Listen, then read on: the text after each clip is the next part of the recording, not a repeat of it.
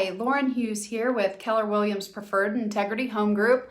Today we're talking about how to achieve your goals, whether that be with a down deposit for a house, increasing your credit score, financing your kids' tuition, or any type of goals. They don't have to be financial. That's just kind of where my head's at right now, but they can be, really whatever you want.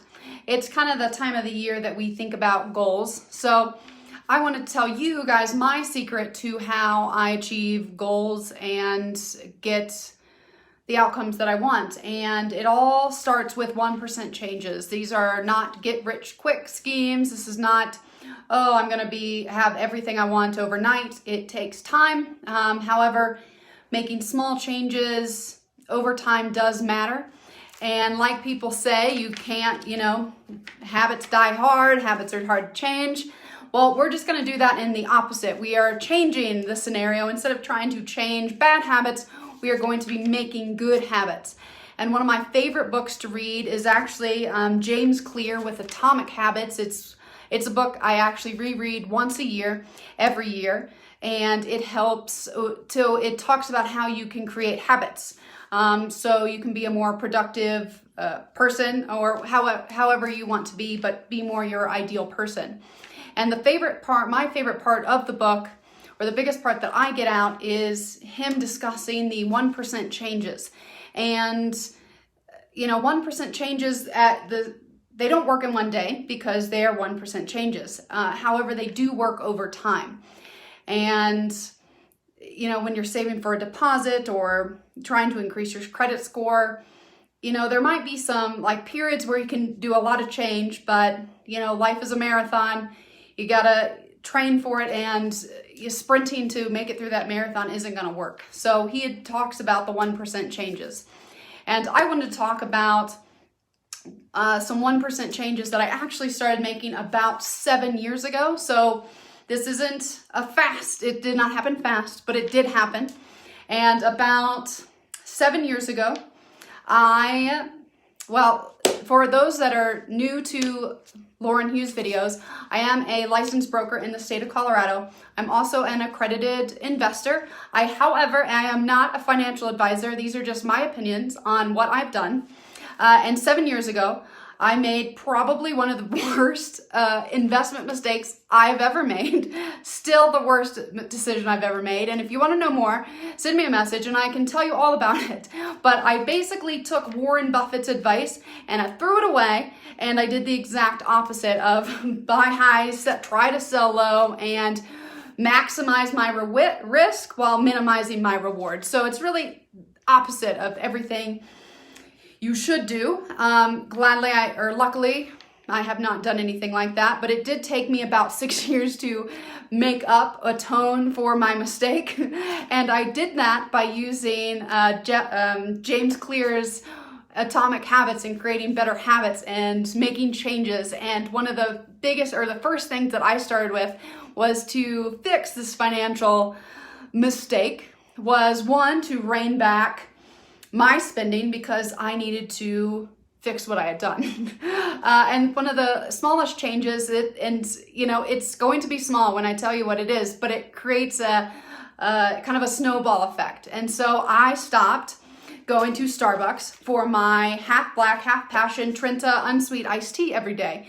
That cost $4.25 or all the way up to $4.79, depending on where I'm getting it.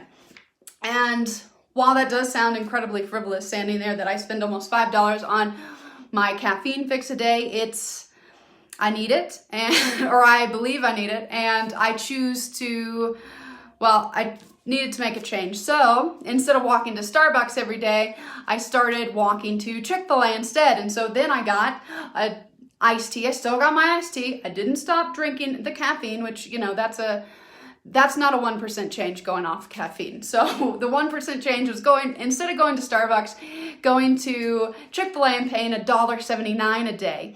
And then from the $1.79, I went next door to McDonald's, which is actually 99 cents for that same iced tea. And I can get any size I want for 99 cents. Brilliant. And then if I start brewing it at home, it's even cheaper. Okay, making iced tea at home until the ice maker or the iced tea maker breaks and I have to go back to buying iced tea again. However, instead of going right back to where I started with the Starbucks, because I was incrementally like stepping down the expenses I was incurring, I now could buy the gallon jug of Milo's unsweet iced tea from Walmart at $2.39. And the reason why I specify my path, and that took about a year. So when I talk about we're making little changes, these are little changes, but they add up to make a big difference at the end of the day, because when I started going from Starbucks to Chick-fil-A, I had about $2.50 that I was spending less every single day.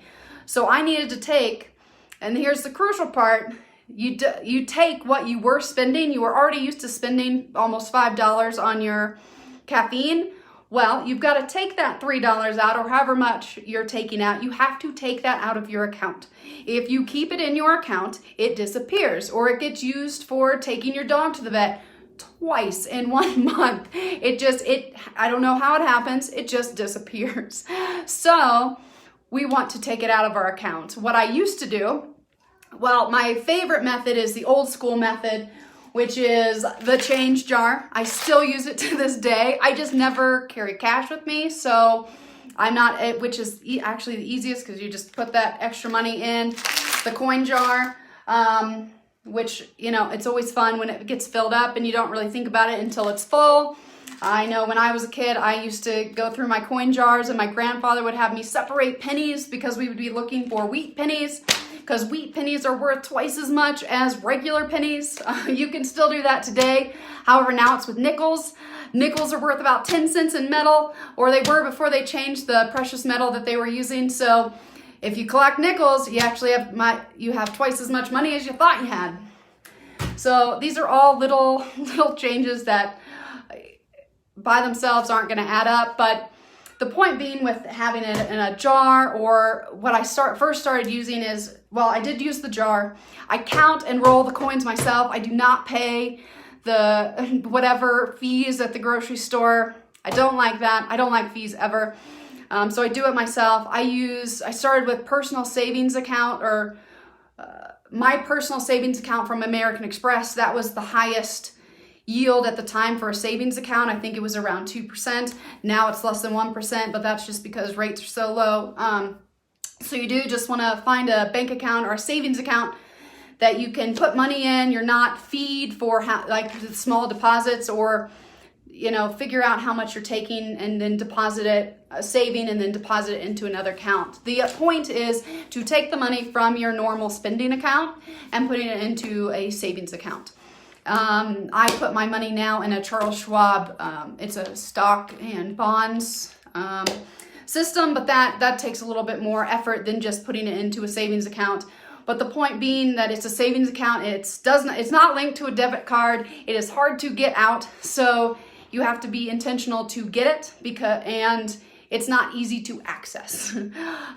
So the reason why we do that, or it's just so you have the money to then keep, or to have for your goal, whether it's the down deposit, having credit, or keeping your credit score, saving it for a rainy day.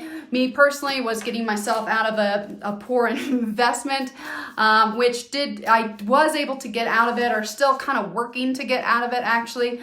But I'm no longer hemorrhaging cash. It took 6 years to get out of it, which it was a doozy. Most are much faster, and we were doing really great, and I thought I was finally out of it in like January, February of 2020. And for everyone that's known what's happened in 2020, everything hit the fan, and you might as well just whiplash me back, because I went back, let's just say, more than 1%. However, we were okay, because that had 7 years of creating those 1% changes, where, yeah, they didn't seem like a big deal at the time, a little obsessive with the iced tea thing, but I made lots of 1% changes, and I was able to recover so much faster because I had the habits. I didn't have to change anything. I had already changed. It takes about 66 days to change, so I was able to do so much more and be more prepared this time because of those little incremental changes. All right, so thank you for sticking with me for so long. I know I've talked for more than 10 minutes. I try to keep these under 5 minutes. Just the 1% changes there, they might seem small and they don't add up. They do, and regardless of what you choose, you know, mine happened to be, you know, get myself out of the hole that I dug myself. It's, you know, it can be a good thing. It's paying for your kids' college. It can be the down deposit for your new dream home.